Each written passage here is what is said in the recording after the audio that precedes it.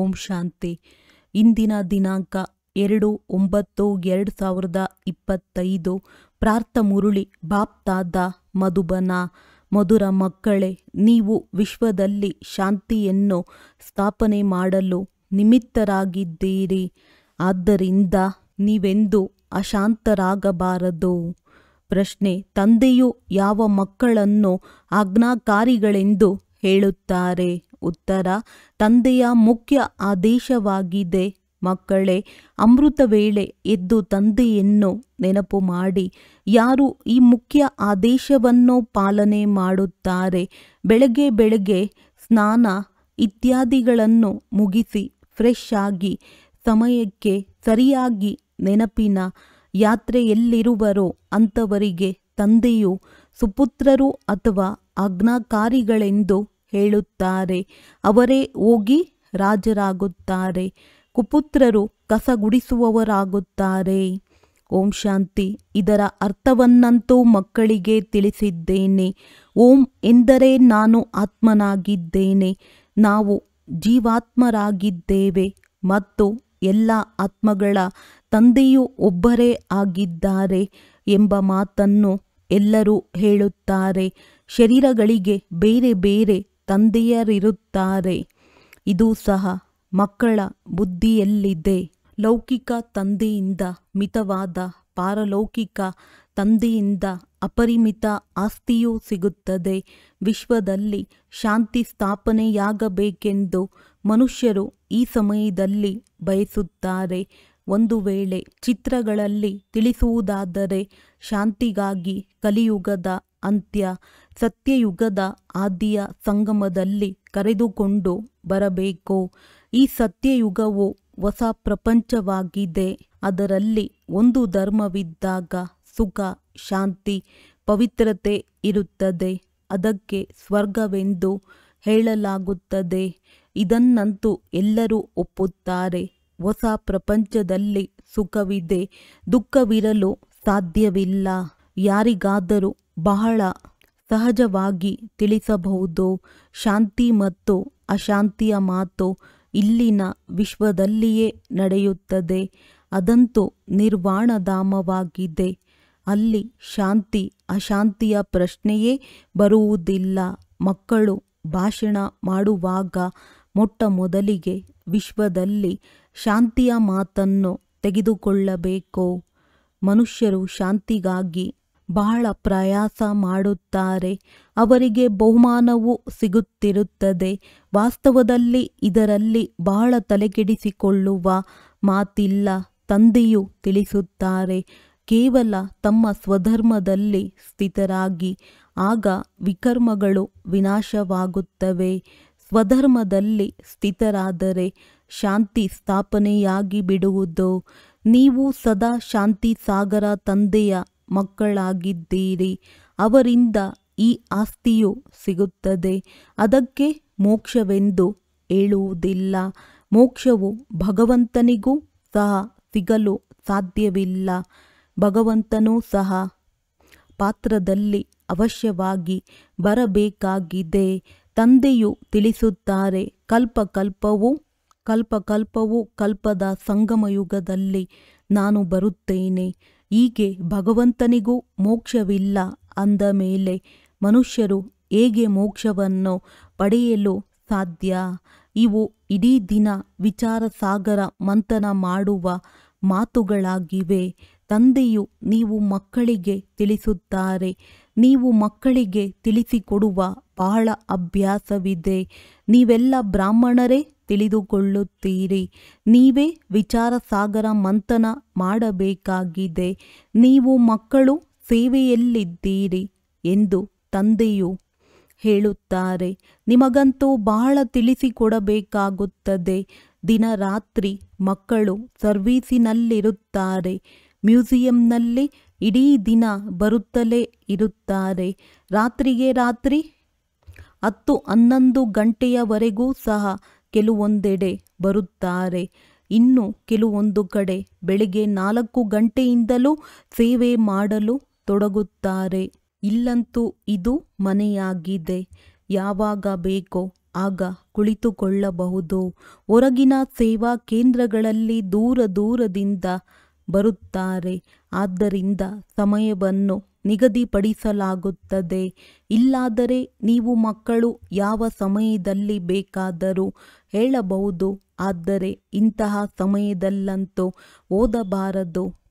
ಯಾವಾಗ ಎದ್ದು ತೂಗಡಿಸುವಂತಾಗಬಾರದು.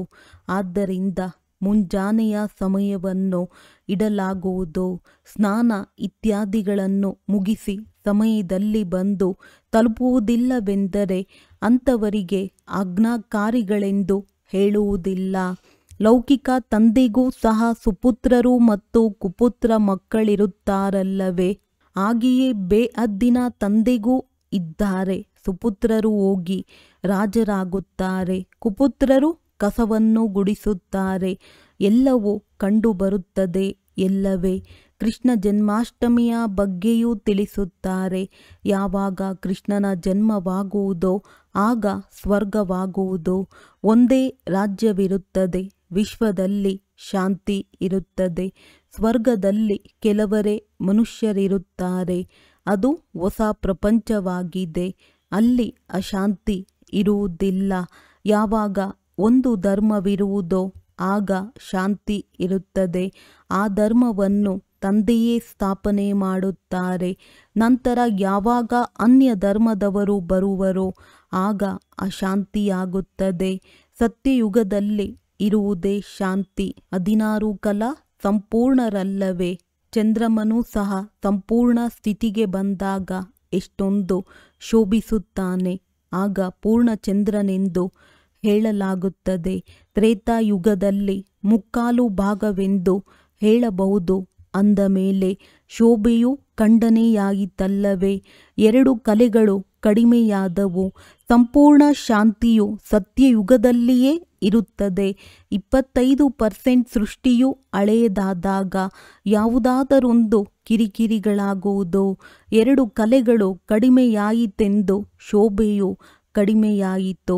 ಸ್ವರ್ಗದಲ್ಲಿ ಸಂಪೂರ್ಣ ಶಾಂತಿ, ನರಕದಲ್ಲಿ ಸಂಪೂರ್ಣ ಅಶಾಂತಿ ಇದೆ. ಈ ಸಮಯದಲ್ಲಿ ವಿಶ್ವದಲ್ಲಿ ಮನುಷ್ಯ ಮಾತ್ರರು ಶಾಂತಿಯನ್ನು ಬಯಸುತ್ತಾರೆ. ಇದಕ್ಕಿಂತಲೂ ಮೊದಲು ಶಾಂತಿ ಬೇಕು ಎನ್ನುವ ಮಾತಿರಲಿಲ್ಲ. ಇದು ಈಗಲೇ ಇದೆ. ಏಕೆಂದರೆ ಈಗ ವಿಶ್ವದಲ್ಲಿ ಅದು ಪುನಃ ಸ್ಥಾಪನೆಯಾಗುತ್ತಿದೆ. ವಿಶ್ವದಲ್ಲಿ ಶಾಂತಿ ಇರಬೇಕೆಂದು ಆತ್ಮವು ಬಯಸುತ್ತದೆ. ಮನುಷ್ಯರಂತೂ ದೇಹಾಭಿಮಾನದಲ್ಲಿರುವ ಕಾರಣ ವಿಶ್ವ ಶಾಂತಿ ಬೇಕು ಎಂದು ಕೇವಲ ಹೇಳುತ್ತಿರುತ್ತಾರೆ. ಈಗ 84 ಜನ್ಮಗಳು ಪೂರ್ಣವಾಯಿತು. ಈ ತಂದೆಯೇ ಬಂದು ತಿಳಿಸಿಕೊಡುತ್ತಿರುತ್ತಾರೆ. ತಂದೆಯನ್ನೇ ನೆನಪು ಮಾಡುತ್ತೇವೆ. ಅವರೆಂದಾದರೂ ಯಾವುದೋ ರೂಪದಲ್ಲಿ ಬಂದು ಸ್ವರ್ಗ ಸ್ಥಾಪನೆ ಮಾಡುತ್ತಾರೆ.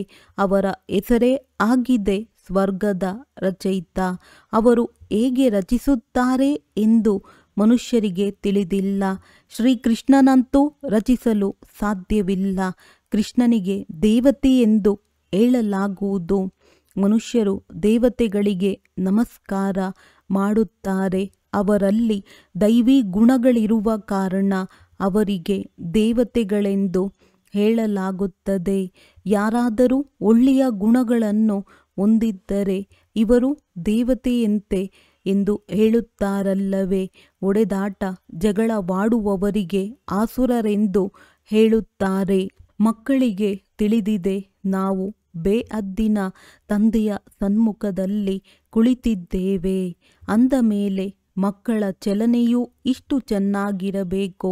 ಅಜ್ಞಾನ ಕಾಲದಲ್ಲಿ ಈ ಬ್ರಹ್ಮ ತಂದೆಯು ನೋಡಿದ್ದಾರೆ. 6-7 ಕುಟುಂಬಗಳು ಒಟ್ಟಿಗೆ ಇರುತ್ತವೆ. ಪರಸ್ಪರ ಶಿರಖಂಡವಾಗಿ ನಡೆಯುತ್ತಾರೆ. ಇನ್ನು ಕೆಲವು ಮನೆಗಳಲ್ಲಂತೂ ಕೇವಲ ಇಬ್ಬರಿದ್ದರೂ ಸಹ ಬಹಳ ಜಗಳವಾಡುತ್ತಿರುತ್ತಾರೆ. ನೀವು ಈಶ್ವರಿಯ ಸಂತಾನರಾಗಿದ್ದೀರಿ. ಬಹಳ ಪ್ರೀತಿಯಿಂದಿರಬೇಕಾಗಿದೆ. ಸತ್ಯಯುಗದಲ್ಲಿ ಶಿರಖಂಡವಾಗಿರುತ್ತಾರೆ. ಇಲ್ಲಿ ನೀವು ಆ ರೀತಿ ಮಧುರರಾಗುವುದನ್ನು ಕಲಿಯುತ್ತೀರಿ. ಅಂದಾಗ ಬಹಳ ಪ್ರೀತಿಯಿಂದಿರಬೇಕು. ತಂದೆಯು ತಿಳಿಸುತ್ತಾರೆ, ತನ್ನನ್ನು ಪರಿಶೀಲನೆ ಮಾಡಿಕೊಳ್ಳಿ. ನಾವು ಯಾವುದೇ ವಿಕರ್ಮವನ್ನಂತೂ ಮಾಡಲಿಲ್ಲವೇ? ಯಾರಿಗೂ ದುಃಖವನ್ನು ಕೊಡಲಿಲ್ಲವೇ? ಹೀಗೆ ಕೆಲವರು ತಮ್ಮನ್ನು ತಾವೇ ನೋಡಿಕೊಳ್ಳುವುದಿಲ್ಲ. ಇವು ಬಹಳ ತಿಳಿದುಕೊಳ್ಳುವ ಮಾತುಗಳಾಗಿವೆ. ನೀವು ಮಕ್ಕಳು ವಿಶ್ವದಲ್ಲಿ ಶಾಂತಿ ಸ್ಥಾಪನೆ ಮಾಡುವವರಾಗಿದ್ದೀರಿ. ಒಂದು ವೇಳೆ ಮನೆಯಲ್ಲಿಯೇ ಅಶಾಂತಿ ಮಾಡುವಂತಿದ್ದರೆ ಹೇಗೆ ಶಾಂತಿ ಸ್ಥಾಪನೆ ಮಾಡುವಿರಿ? ಲೌಕಿಕ ತಂದೆಗೆ ಮಕ್ಕಳು ತೊಂದರೆ ಕೊಡುತ್ತಾರೆಂದರೆ ಇವರು ಹೆಸರು ಕೆಡಿಸುವರೆಂದು ಹೇಳುತ್ತಾರೆ. ಯಾವುದಾದರೂ ಚಟವಾಗಿ ಬಿಟ್ಟರೆ ಅದು ಪಕ್ಕ ಆಗಿಬಿಡುತ್ತದೆ. ನಾವಂತೂ ಬೇಅದ್ದಿನ ತಂದೆಯ ಮಕ್ಕಳಾಗಿದ್ದೇವೆ. ನಮಗೆ ವಿಶ್ವದಲ್ಲಿ ಶಾಂತಿ ಸ್ಥಾಪನೆ ಮಾಡಬೇಕಾಗಿದೆ ಎಂಬ ತಿಳುವಳಿಕೆ ಇರುವುದಿಲ್ಲ. ಶಿವತಂದೆಯ ಮಕ್ಕಳಾಗಿದ್ದೀರಿ. ಒಂದು ವೇಳೆ ಅಶಾಂತರಾಗುತ್ತೀರೆಂದರೆ ಶಿವತಂದೆಯ ಬಳಿ ಬನ್ನಿ. ಅವರಂತೂ ವಜ್ರವಾಗಿದ್ದಾರೆ. ಹೀಗೆ ಮಾಡಿದರೆ ನಿಮ್ಮ ಮನಸ್ಸಿಗೆ ಶಾಂತಿ ಸಿಗುವುದೆಂದು ಕೂಡಲೇ ತಿಳಿಸಿಬಿಡುತ್ತಾರೆ. ಶಾಂತಿಯ ಪ್ರಬಂಧ ಮಾಡುತ್ತಾರೆ. ಹೀಗೆ ಅನೇಕರಿದ್ದಾರೆ. ದೈವಿ ಮನೆತನದ ಚಲನೆ ಇಲ್ಲ. ನೀವೀಗ ಪಾವನ ಪ್ರಪಂಚದಲ್ಲಿ ಹೋಗಲು ತಯಾರಾಗುತ್ತೀರಿ. ಇದು ಕೊಳಕು ಪ್ರಪಂಚ, ವೇಶ್ಯಾಲಯವಾಗಿದೆ. ಇದರೊಂದಿಗೆ ತಿರಸ್ಕಾರವೂ ಬರುತ್ತದೆ. ಹೊಸ ಪ್ರಪಂಚದಲ್ಲಿಯೇ ವಿಶ್ವದಲ್ಲಿ ಶಾಂತಿ ಇರುವುದು. ಸಂಗಮದಲ್ಲಿರಲು ಸಾಧ್ಯವಿಲ್ಲ. ಇಲ್ಲಿ ಶಾಂತರಾಗುವ ಪುರುಷಾರ್ಥ ಮಾಡುತ್ತೀರಿ. ಪೂರ್ಣ ಪುರುಷಾರ್ಥ ಮಾಡಲಿಲ್ಲವೆಂದರೆ ಶಿಕ್ಷೆಯನ್ನನುಭವಿಸಬೇಕಾಗುವುದು. ನನ್ನ ಜೊತೆ ಧರ್ಮರಾಜನೂ ಇದ್ದಾರಲ್ಲವೇ?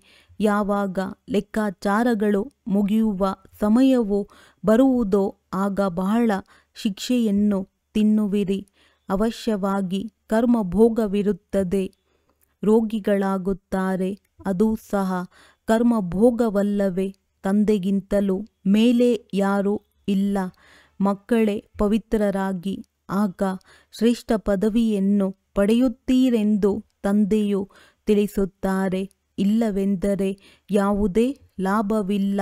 ಭಗವಂತ ತಂದೆ ಯಾರನ್ನು ಅರ್ಧಕಲ್ಪ ನೆನಪು ಮಾಡಿದ್ದೀರೋ ಅವರಿಂದ ಆಸ್ತಿಯನ್ನು ಪಡೆಯದಿದ್ದರೆ ಮಕ್ಕಳಾಗಿಯೂ ಏನು ಪ್ರಯೋಜನ? ಆದರೆ ಡ್ರಾಮಾ ಅನುಸಾರ ಇದು ಅವಶ್ಯವಾಗಿ ಆಗಬೇಕಾಗಿದೆ ಅಂದಾಗ ತಿಳಿಸಿಕೊಡಲು ಬಹಳಷ್ಟು ಯುಕ್ತಿಗಳಿವೆ. ವಿಶ್ವಶಾಂತಿಯು ಸತ್ಯಯುಗದಲ್ಲಿತ್ತು. ಅಲ್ಲಿ ಈ ಲಕ್ಷ್ಮೀನಾರಾಯಣರ ರಾಜ್ಯವಿತ್ತು. ಯುದ್ಧವೂ ಖಂಡಿತ ಆಗುವುದು. ಏಕೆಂದರೆ ಅಶಾಂತಿ ಇದೆಯಲ್ಲವೇ? ಕೃಷ್ಣನು ಮತ್ತೆ ಸತ್ಯಯುಗದಲ್ಲಿ ಬರುವನು. ಕಲಿಯುಗದಲ್ಲಿ ದೇವತೆಗಳ ನೆರಳೂ ಸಹ ಬೀಳಲು ಸಾಧ್ಯವಿಲ್ಲವೆಂದು ಹೇಳುತ್ತಾರೆ. ಈ ಮಾತುಗಳನ್ನು ನೀವು ಮಕ್ಕಳು ಈಗಲೇ ಕೇಳುತ್ತಿದ್ದೀರಿ. ನಿಮಗೆ ತಿಳಿದಿದೆ. ಶಿವತಂದೆಯು ಓದಿಸುತ್ತಾರೆ. ಧಾರಣೆ ಮಾಡಬೇಕಾಗಿದೆ. ಇಡೀ ಆಯಸ್ಸೇ ಹಿಡಿಸುತ್ತದೆ. ಜೀವನವಿಡೀ ತಿಳಿಸಿದೆವು, ಆದರೆ ತಿಳಿದುಕೊಳ್ಳಲಿಲ್ಲವೆಂದು ಹೇಳುತ್ತಾರಲ್ಲವೇ? ಬೇಅದ್ದಿನ ತಂದೆಯೂ ತಿಳಿಸುತ್ತಾರೆ. ಮೊಟ್ಟ ಮೊದಲನೆಯದಾಗಿ ಮುಖ್ಯ ಮಾತನ್ನು ತಿಳಿಸಿ. ಜ್ಞಾನವೇ ಬೇರೆ, ಭಕ್ತಿಯೇ ಬೇರೆಯಾಗಿದೆ. ಅರ್ಧಕಲ್ಪ ದಿನ, ಅರ್ಧಕಲ್ಪ ರಾತ್ರಿಯಾಗಿದೆ. ಶಾಸ್ತ್ರಗಳಲ್ಲಿ ಕಲ್ಪದ ಆಯಸ್ಸನ್ನು ತಪ್ಪಾಗಿ ಬರೆದಿದ್ದಾರೆ. ಅಂದ ಮೇಲೆ ಅರ್ಧ ಭಾಗವಿರಲು ಸಾಧ್ಯವಿಲ್ಲ. ನಿಮ್ಮಲ್ಲಿ ಯಾರಾದರೂ ಯಾವುದೇ ಶಾಸ್ತ್ರ ಇತ್ಯಾದಿಗಳನ್ನು ಓದಿಲ್ಲವೆಂದರೆ ಬಹಳ ಒಳ್ಳೆಯದು. ಓದಿದ್ದರೆ ಸಂಶಯ ಬರುತ್ತದೆ. ಪ್ರಶ್ನೆಗಳನ್ನು ಕೇಳುತ್ತಿರುತ್ತಾರೆ. ವಾಸ್ತವದಲ್ಲಿ ಯಾವಾಗ ವಾನಪ್ರಸ್ಥ ಸ್ಥಿತಿಯಾಗುವುದೋ ಆಗ ಭಗವಂತನನ್ನು ನೆನಪು ಮಾಡುತ್ತಾರೆ. ಯಾರಾದರೊಬ್ಬರ ಮತದಿಂದ ಮತ್ತೆ ಗುರುಗಳು ಕಲಿಸಿಕೊಡುತ್ತಾರೆ. ಭಕ್ತಿಯನ್ನು ಕಲಿಸುತ್ತಾರೆ. ಭಕ್ತಿಯನ್ನು ಕಲಿಸುವುದೆಂದಲ್ಲ, ಅವರಲ್ಲಿ ಭಕ್ತಿಯ ಶಕ್ತಿ ಇದೆ. ಆದ್ದರಿಂದ ಇಷ್ಟೊಂದು ಮಂದಿ ಅನುಯಾಯಿಗಳಾಗುತ್ತಾರೆ. ಅನುಯಾಯಿಗಳಿಗೆ ಭಕ್ತಿ ಪೂಜಾರಿಗಳೆಂದು ಹೇಳುತ್ತಾರೆ. ಇಲ್ಲಿ ಎಲ್ಲರೂ ಪೂಜಾರಿಗಳಾಗಿದ್ದಾರೆ. ಸತ್ಯಯುಗದಲ್ಲಿ ಯಾರೂ ಪೂಜಾರಿಗಳಿರುವುದಿಲ್ಲ. ಭಗವಂತನೆಂದು ಪೂಜಾರಿಯಾಗುವುದಿಲ್ಲ. ನಿಮಗೆ ಅನೇಕ ಯುಕ್ತಿಗಳನ್ನು ತಿಳಿಸಲಾಗುತ್ತದೆ. ನಿಧಾನವಾಗಿ ನೀವು ಮಕ್ಕಳಲ್ಲಿಯೂ ತಿಳಿಸುವ ಶಕ್ತಿಯು ಬರುತ್ತಾ ಹೋಗುವುದು. ಕೃಷ್ಣನು ಬರುತ್ತಿದ್ದಾನೆಂದು ನೀವು ತಿಳಿಸುತ್ತೀರಿ. ಸತ್ಯಯುಗದಲ್ಲಿ ಅವಶ್ಯವಾಗಿ ಕೃಷ್ಣನಿರುವನು. ಇಲ್ಲದಿದ್ದರೆ ವಿಶ್ವದ ಚರಿತ್ರೆ ಭೂಗೋಳವು ಹೇಗೆ ಪುನರಾವರ್ತನೆಯಾಗುವುದು? ಕೇವಲ ಒಬ್ಬ ಕೃಷ್ಣನಂತೂ ಇರುವುದಿಲ್ಲ. ಯಥಾ ರಾಜ ರಾಣಿ ತಥಾ ಪ್ರಜೆಗಳು ಇರುವುದಿಲ್ಲ. ಇದರಲ್ಲಿಯೂ ತಿಳಿದುಕೊಳ್ಳುವ ಮಾತಿವೆ. ನೀವು ಮಕ್ಕಳು ತಿಳಿದುಕೊಳ್ಳುತ್ತೀರಿ. ನಾವು ತಂದೆಯ ಮಕ್ಕಳಾಗಿದ್ದೇವೆ. ಆದ್ದರಿಂದ ಆಸ್ತಿಯನ್ನು ಪಡೆಯಲು ಬಂದಿದ್ದೇವೆ. ಎಲ್ಲರೂ ಸ್ವರ್ಗದಲ್ಲಿ ಬರುವುದಿಲ್ಲ, ಅಥವಾ ತ್ರೇತಾಯುಗದಲ್ಲಿಯೇ ಎಲ್ಲರೂ ಬರಲು ಸಾಧ್ಯವಿಲ್ಲ. ವೃಕ್ಷವು ನಿಧಾನವಾಗಿ ವೃದ್ಧಿ ಹೊಂದುತ್ತಿರುತ್ತದೆ. ಈಗ ಮನುಷ್ಯ ಸೃಷ್ಟಿರೂಪಿ ವೃಕ್ಷವಾಗಿದೆ. ನಿರ್ವಾಣಧಾಮದಲ್ಲಿ ಆತ್ಮಗಳ ವೃಕ್ಷವಿದೆ. ಇಲ್ಲಿ ಬ್ರಹ್ಮನ ಮೂಲಕ ಸ್ಥಾಪನೆ, ಶಂಕರನ ಮೂಲಕ ವಿನಾಶ ಮತ್ತೆ ಪಾಲನೆ. ಹೀಗೆ ಶಬ್ದಗಳನ್ನು ಕಾಯ್ದೆ ಅನುಸಾರ ಹೇಳಬೇಕು. ಮಕ್ಕಳ ಬುದ್ಧಿಯಲ್ಲಿ ಈ ನಶೆ ಇದೆ. ಸೃಷ್ಟಿ ಚಕ್ರವು ಹೇಗೆ ಸುತ್ತುತ್ತದೆ, ಹೇಗೆ ರಚನೆಯಾಗುತ್ತದೆ? ಇದು ಹೊಸ ರಚನೆಯಲ್ಲವೇ? ಇದು ಬಾಜೋಲಿ ಆಟವಾಗಿದೆ. ಮೊದಲು ಶೂದ್ರರು ಅನೇಕರಿರುತ್ತಾರೆ. ಮತ್ತೆ ತಂದೆಯು ಬಂದು ಬ್ರಾಹ್ಮಣರ ಮೂಲಕ ರಚನೆ ಮಾಡುತ್ತಾರೆ. ಬ್ರಾಹ್ಮಣರು ಶಿಕೆಗೆ ಸಮಾನರಾಗುತ್ತಾರೆ. ಶಿಕೆ ಮತ್ತು ಕಾಲು ಒಂದು ಕಡೆ ಸೇರುತ್ತದೆ. ಮೊದಲು ಬ್ರಾಹ್ಮಣರು ಬೇಕು. ಬ್ರಾಹ್ಮಣರ ಯುಗವು ಬಹಳ ಚಿಕ್ಕದಾಗಿದೆ. ನಂತರ ದೇವತೆಗಳು. ಈ ವರ್ಣಗಳ ಚಿತ್ರವು ಬಹಳ ಉಪಯೋಗಕ್ಕೆ ಬರುವುದು. ಈ ಚಿತ್ರವನ್ನು ತಿಳಿಸಲು ಬಹಳ ಸಹಜವಾಗಿದೆ. ವಿಭಿನ್ನ ಮನುಷ್ಯರ ವಿಭಿನ್ನ ರೂಪವಿದೆ. ತಿಳಿಸಲು ಎಷ್ಟು ಆನಂದವಾಗುತ್ತದೆ. ಬ್ರಾಹ್ಮಣರಿದ್ದಾಗ ಎಲ್ಲ ಧರ್ಮಗಳಿರುತ್ತವೆ. ಶೂದ್ರರಿಂದ ಬ್ರಾಹ್ಮಣರ ಸಸಿಯು ನಾಟಿಯಾಗುತ್ತದೆ. ಮನುಷ್ಯರಂತೂ ಹೇಗೆ ವೃಕ್ಷದ ಸಸಿಯನ್ನು ನಾಟಿ ಮಾಡುತ್ತಾರೆ, ತಂದೆಯೂ ಸಹ ಇಲ್ಲಿ ನಾಟಿ ಮಾಡುತ್ತಾರೆ. ಇದರಿಂದ ವಿಶ್ವದಲ್ಲಿ ಶಾಂತಿ ಸ್ಥಾಪನೆಯಾಗುವುದು ಒಳ್ಳೆಯದು. ಮಧುರಾತಿ ಮಧುರ ಅಗಲಿ ಹೋಗಿ ಮರಳಿ ಸಿಕ್ಕಿರುವ ಮಕ್ಕಳ ಪ್ರತಿ ಮಾತ್ಪಿತಾ ಬಾಪ್ ದಾದಾರವರ ನೆನಪು, ಪ್ರೀತಿ ಹಾಗೂ ಸುಪ್ರಭಾತ. ಆತ್ಮಿಕ ಮಕ್ಕಳಿಗೆ ಆತ್ಮಿಕ ತಂದೆಯ ನಮಸ್ತೆ. ಧಾರಣೆಗಾಗಿ ಮುಖ್ಯ ಸಾರ. ಸದಾ ಸ್ಮೃತಿ ಇರಲಿ, ನಾವು ಈಶ್ವರನ ಸಂತಾನರಾಗಿದ್ದೇವೆ. ಪರಸ್ಪರ ಮಧುರರಾಗಿರಬೇಕಾಗಿದೆ. ಯಾರಿಗೂ ದುಃಖವನ್ನು ಕೊಡಬಾರದು. ತಮ್ಮಲ್ಲಿ ಪರಿಶೀಲನೆ ಮಾಡಿಕೊಳ್ಳಿ. ನನ್ನಿಂದ ಯಾವುದೇ ವಿಕರ್ಮಗಳಾಗುತ್ತಿಲ್ಲವೇ? ಅಶಾಂತರಾಗುವ ಹಾಗೂ ಅಶಾಂತಿಯನ್ನು ಹರಡುವ ಹವ್ಯಾಸವಂತೂ ಇಲ್ಲವೇ? ವರದಾನ: ಪವಿತ್ರತೆಯ ಶಕ್ತಿಯ ಮೂಲಕ ಸದಾ ಸುಖದ ಸಂಸಾರದಲ್ಲಿರುವಂತಹ ನಿಶ್ಚಿಂತ ಚಕ್ರವರ್ತಿ ಭವ. ಸುಖ ಶಾಂತಿಯ ಅಡಿಪಾಯವಾಗಿದೆ ಪವಿತ್ರತೆ. ಯಾವ ಮಕ್ಕಳು ಮನ ವಚನ ಕರ್ಮ ಮೂರರಲ್ಲಿಯೂ ಪವಿತ್ರರಾಗುತ್ತಾರೆ ಅವರೇ ಐನೆಸ್ ಮತ್ತು ಹೋಲಿನೆಸ್ ಶ್ರೇಷ್ಠರು ಮತ್ತು ಪವಿತ್ರರೂ ಆಗಿದ್ದಾರೆ. ಎಲ್ಲಿ ಪವಿತ್ರತೆ ಇದೆ ಅಲ್ಲಿ ಸುಖ ಶಾಂತಿ ಸ್ವತಃವಾಗಿರುತ್ತೆ. ಪವಿತ್ರತೆ ಸುಖ ಶಾಂತಿಯ ಜನನಿಯಾಗಿದ್ದಾರೆ. ಪವಿತ್ರ ಆತ್ಮರು ಎಂದು ಉದಾಸರಾಗಲು ಸಾಧ್ಯವಿಲ್ಲ. ಅವರು ನಿಶ್ಚಿಂತ ಚಕ್ರವರ್ತಿಗಳಾಗಿರುತ್ತಾರೆ. ಅವರ ಕಿರೀಟವು ಭಿನ್ನ ಮತ್ತು ಸಿಂಹಾಸನವು ಭಿನ್ನವಾಗಿರುತ್ತದೆ. ಬೆಳಕಿನ ಕಿರೀಟ ಪವಿತ್ರತೆಯ ನಿಶಾನಿಯಾಗಿದೆ. ಸ್ಲೋಗನ್: ನಾನು ಆತ್ಮನಾಗಿದ್ದೇನೆ, ಶರೀರ ಅಲ್ಲ. ಈ ಚಿಂತನೆ ಮಾಡುವುದೇ ಸ್ವಚಿಂತನೆಯಾಗಿದೆ. ಅವ್ಯಕ್ತ ಸೂಚನೆ: ಈಗ ಲಗನ್ನಿನ ಪ್ರೀತಿಯ ಅಗ್ನಿಯನ್ನು ಪ್ರಜ್ವಲಿತಗೊಳಿಸಿ ಯೋಗವನ್ನು ಜ್ವಾಲಾರೂಪವನ್ನಾಗಿ ಮಾಡಿ. ಶಕ್ತಿಶಾಲಿ ಯೋಗ ಅರ್ಥಾತ್ ಲಗನ್ನಿನ ಅಗ್ನಿ. ಜ್ವಾಲಾರೂಪದ ನೆನಪೇ ಭ್ರಷ್ಟಾಚಾರ. ಅತ್ಯಾಚಾರದ ಅಗ್ನಿಯನ್ನು ಸಮಾಪ್ತಿ ಮಾಡುವುದು ಮತ್ತು ಸರ್ವ ಆತ್ಮರಿಗೆ ಸಹಯೋಗ ಕೊಡುವುದು. ಇದರಿಂದಲೇ ಬೇಹದ್ದಿನ ವೈರಾಗ್ಯ ವೃತ್ತಿ ಪ್ರಜ್ವಲಿತವಾಗುವುದು. ನೆನಪಿನ ಅಗ್ನಿಯು ಒಂದು ಕಡೆ ಆ ಅಗ್ನಿಯನ್ನು ಸಮಾಪ್ತಿ ಮಾಡುವುದು. ಇನ್ನೊಂದು ಕಡೆ ಆತ್ಮರಿಗೆ ಪರಮಾತ್ಮನ ಸಂದೇಶದ ಶೀತಲ ಸ್ವರೂಪದ ಅನುಭವ ಮಾಡಿಸಿ. ಇದರಿಂದಲೇ ಆತ್ಮರು ಪಾಪಗಳ ಬೆಂಕಿಯಿಂದ ಮುಕ್ತರಾಗಲು ಸಾಧ್ಯ. ಒಳ್ಳೆಯದು. ಓಂ ಶಾಂತಿ.